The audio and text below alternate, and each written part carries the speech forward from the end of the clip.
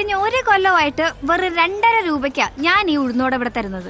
ഇതേ വിലക്കല്ലേ ജീല് പുറത്തും കൊടുക്കുന്നേ. അവരൊക്കെ സാധാരണക്കാര്. 2.5 രൂപയ്ക്ക് വാങ്ങും, 5 രൂപയ്ക്ക് വിൽക്കും. 100% പ്രോഫിറ്റ്. അച്ചായൻ അങ്ങനെയാണോ? 10 രൂപയ്ക്കല്ലേ പരിപ്പോട വിൽക്കുന്നത്? Cutlet 15, 200% profit. അതില് 1 രൂപ എനിക്ക് തന്നൂടെ ഹാൻസം? വേണ്ട, 50 പൈസ പെർ വട.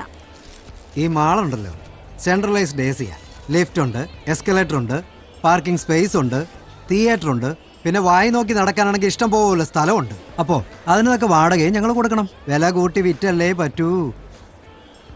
ഈ കട്ട്ലറ്റിലേ ഈയിടെയായിട്ട് ബീഫ് കുറവാ, ഉരുളക്കിഴങ്ങാ കൂടുതൽ. അത് ഉരുളക്കിഴങ്ങല്ലട പൊട്ടി, ചേമ്പാണ്, നാടൻ ചേമ്പ്.